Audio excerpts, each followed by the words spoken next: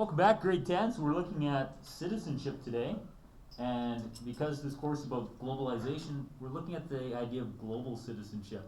And the first thing I want you to identify is that there may be different characteristics assigned to citizens depending upon what kind of regime you live under.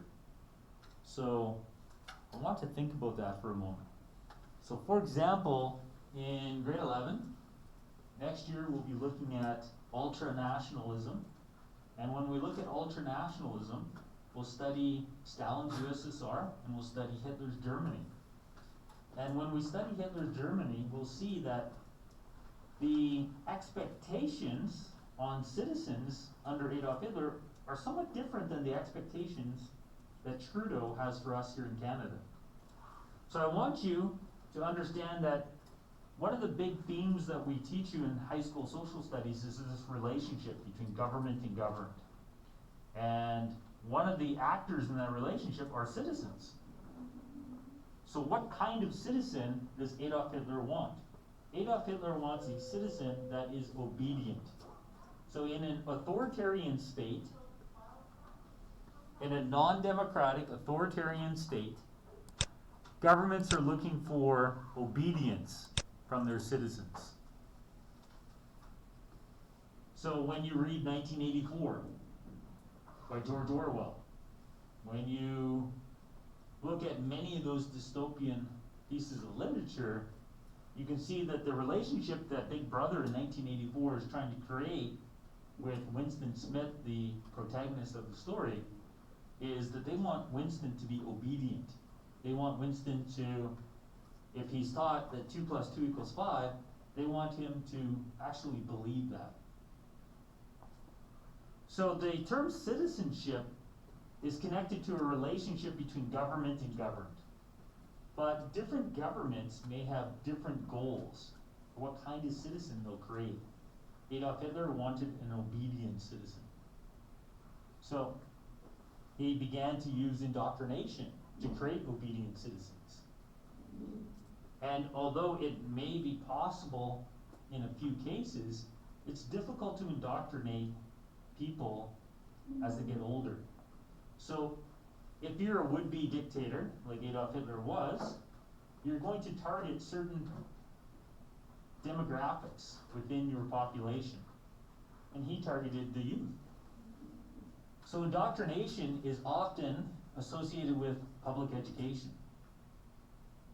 So in Adolf Hitler's Germany of the 1930s, public education was used as a vehicle to create obedient citizens. He wanted to shape their hearts and minds. So with obedience comes indoctrination. With indoctrination comes this goal that I want to control your hearts and minds. So Adolf Hitler had an agenda. And a part of that agenda was that he wanted his nation to embrace anti-Semitism. Now, many of the people in his nation already felt anti-Semitism, generations before he became the Führer, but he wanted to use Jewish people as a scapegoat so that he could justify his usurpation of power. So how did he teach anti-Semitism? Well, he taught it when he taught reading. I don't know if you can remember the first books that you read, but they probably weren't about how some people within our community are poisonous. But in Nazi Germany, I just have to type this out.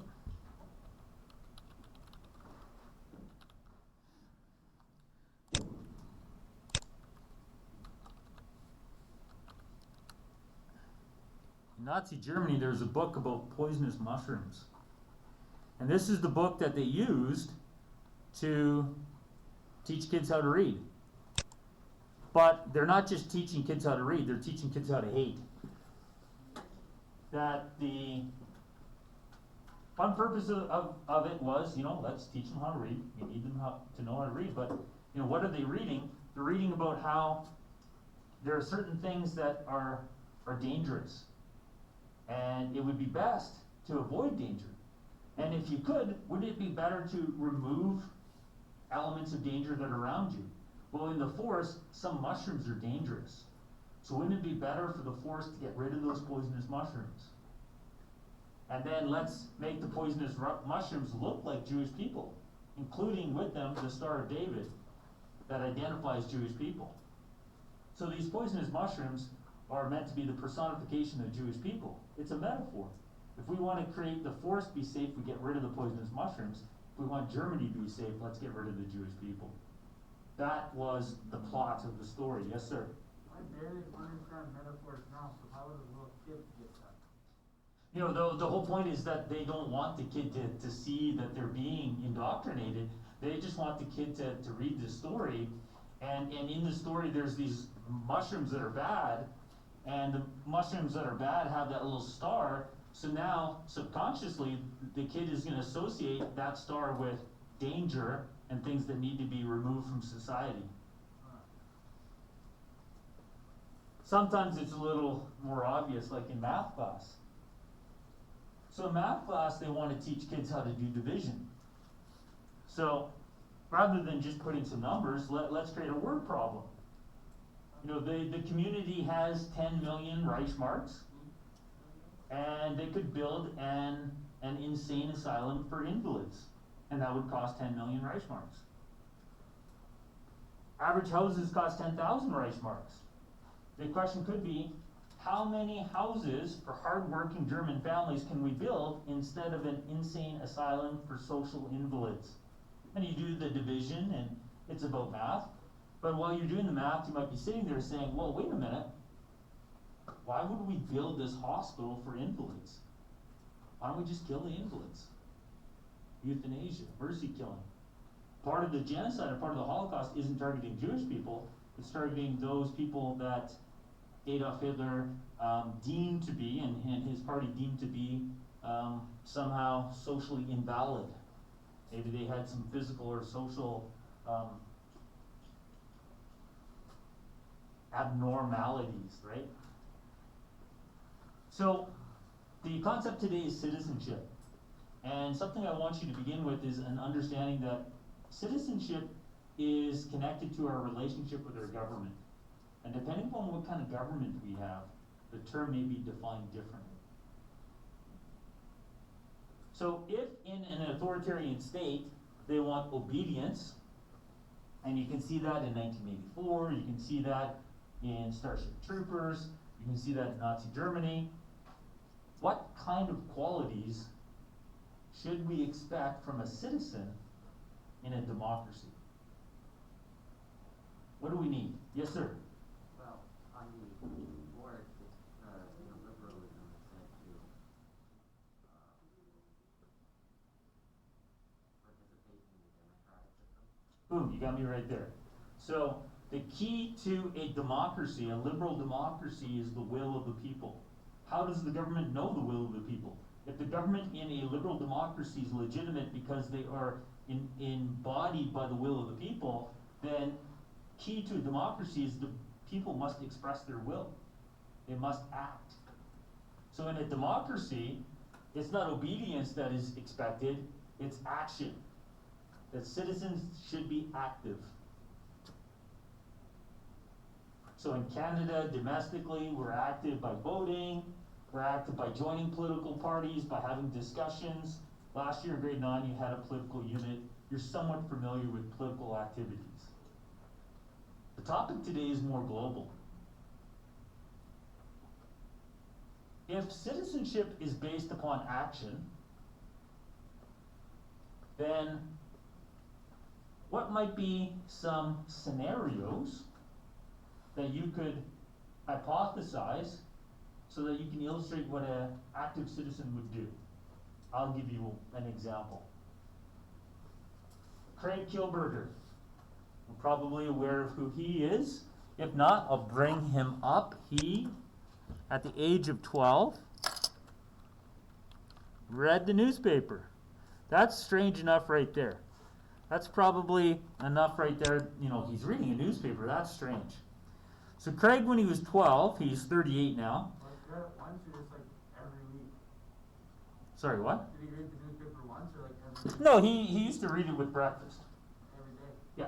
So he's reading the newspaper one day, and when he was reading it, he read that there was a child his age that had been assassinated.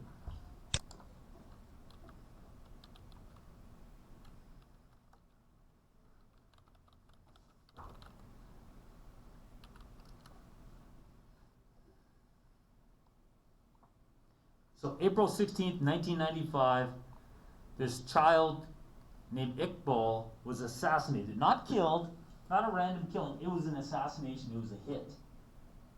And Craig is sitting there, Craig Kilberger is sitting there in his Greater Toronto Area home, reading this, and as a global citizen, this is a moment where he becomes a global citizen. He says, wait a minute, something's wrong here. Something, like, how does a 12-year-old child get assassinated? I need to learn more about this. So his first responsibility was to learn more information. So he went to the library, he collected evidence. He's like, what's going on? Why was Iqbal killed? And he finds out that Iqbal's killed because he was killed by the carpet mafia in Pakistan. A week earlier, Craig didn't even know what the carpet mafia was. But the carpet mafia in Pakistan are a group of people who make carpets, and they deal in crime in the criminal underground, and they have a lot of children that work for them. Children that are de facto slaves because they're sold to the carpet mafia by their families. See, Iqbal had an older sister that needed to get married, and the family didn't have enough money for the wedding, for the dowry and things like that, so they took out a loan from the carpet mafia, and Iqbal would live with the carpet mafia making carpets until they could pay off the loan. Well, while Iqbal's working for the carpet mafia is going to pay or charge a little bit for room and board, right? So you're gonna create an environment where Iqbal's never ever going to be able to make enough money to leave, right? So Iqbal at times literally chained to the machine, right? So it's not a metaphor, it's not a Marxist metaphor. He was literally chained to the machine, and eventually he does escape. So when Iqbal escapes, he ends up going to the press, going to the media, talking about how inhumane the conditions were at the factory, and the world press kind of captures the story. You know how the world press sometimes gets interested in something? Well, the world's press gets interested in a story, so now everybody in America wants to hear his story. So Iqbal goes to the United Nations in New York City. Iqbal goes and talks to Oprah, and Iqbal goes and talks to President Bill Clinton at the time. Iqbal becomes this international spokesperson against child slavery. That's a threat to the profit of the carpet mafia. So when Iqbal goes back to Pakistan, he tries to just be a 12-year-old kid again. He goes to school, he's riding his bike home, he gets killed. And that's the story that Craig Kilberger reads. And Craig says, this is wrong. Child labor's wrong. There shouldn't be 12-year-olds that are physically chained to machines. So Craig went and he talked to his class. And he said, you know what, class, there's something that's happening in the world that I think you guys need to be aware of too. So what's another activity of a global citizen? Talking to others, spreading the word of what's wrong. And he tells the story of talking to, he was 12, he went and talked to the grade 12s. And they asked him questions that he didn't know the answer to, so he got upset and he went out in the hallway and threw up all over the place. Because he felt overwhelmed. Because he wanted to do so much, but he felt so powerless. But he ended up in his own class where he's 12, he ended up getting others that were excited about what he's talking about. And he grew this organization called Free the Children. Because they wanted to free the children. So he creates an NGO. That's what a citizen would do. Here's a problem, I need to be the solution.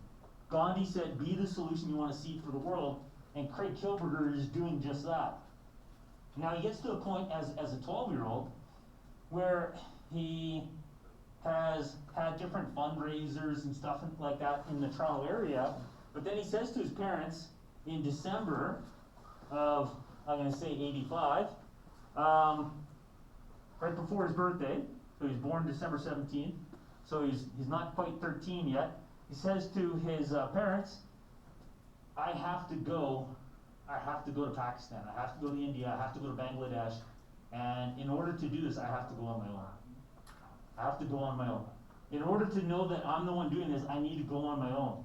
And Craig tells the story that, earlier that year, he didn't even cross the street in Toronto without his parents with him, because he needed that safety. But here he is now asking his parents to go to Bangladesh, to go to India, to go to Pakistan, because he on his own had to go there to help free the children. Obviously his parents had some,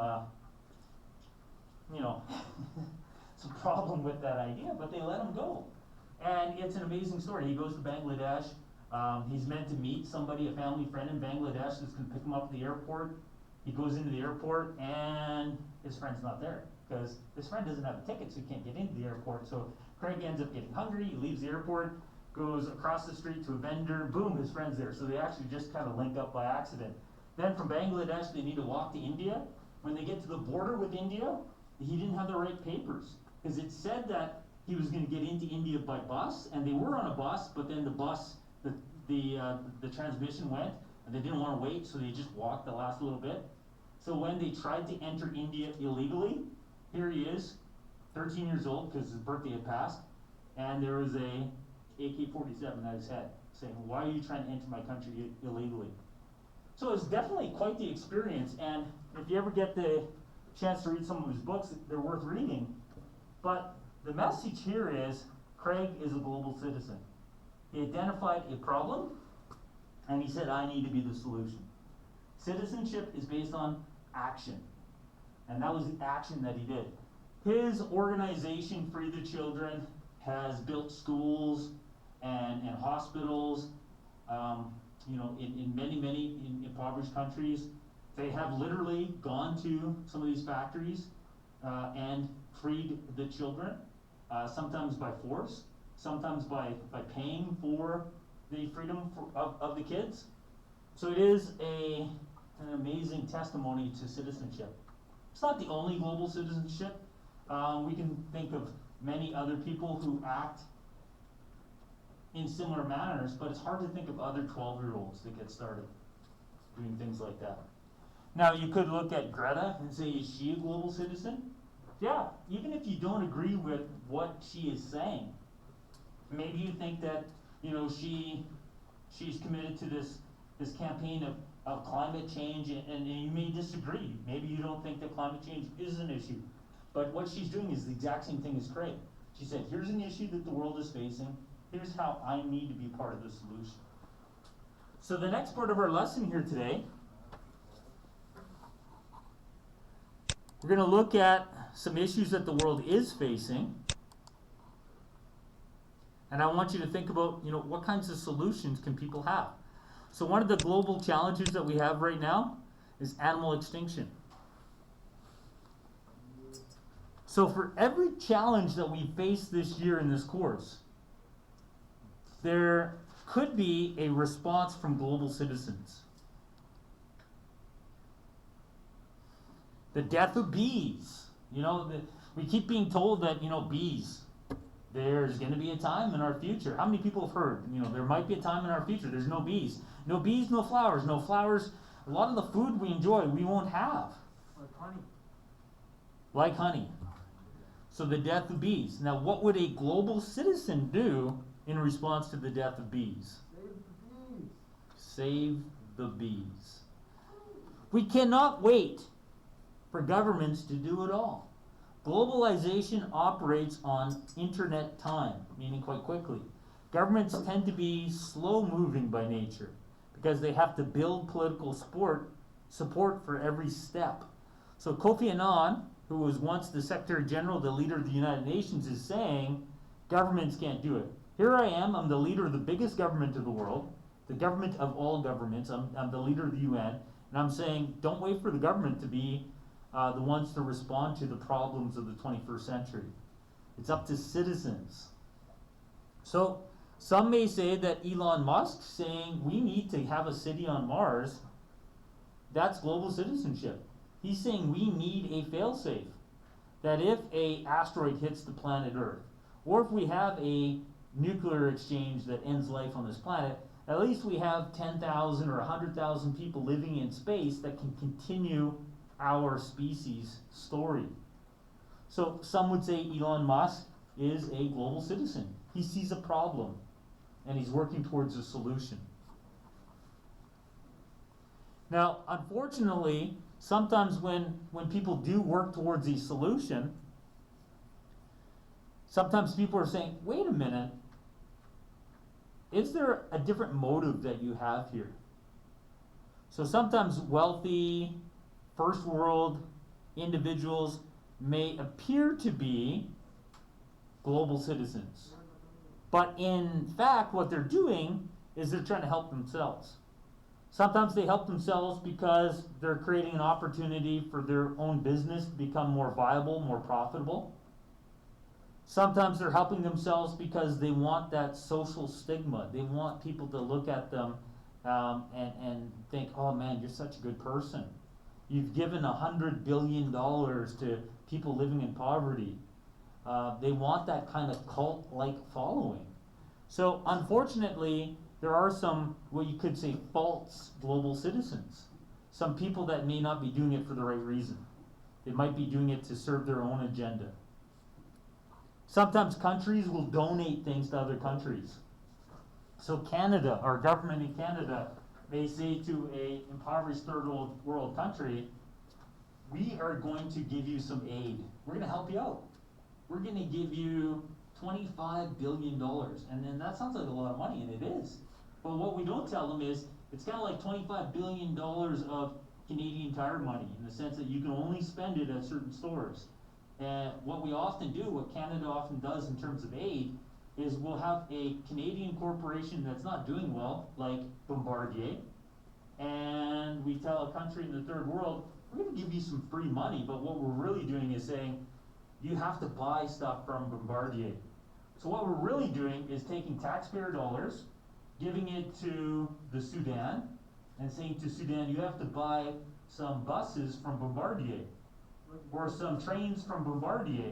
And then the Sudanese government might be like, but we don't need those trains and buses. That's not what we need.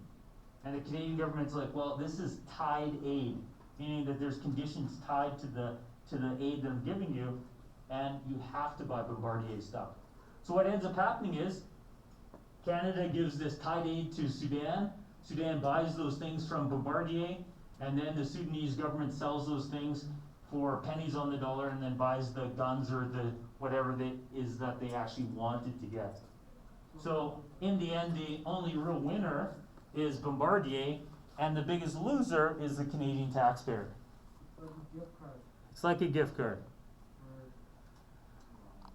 So what I'd like you to do is, in as safe of a cluster as you can, I want you to come up with 5 challenges that the world is facing.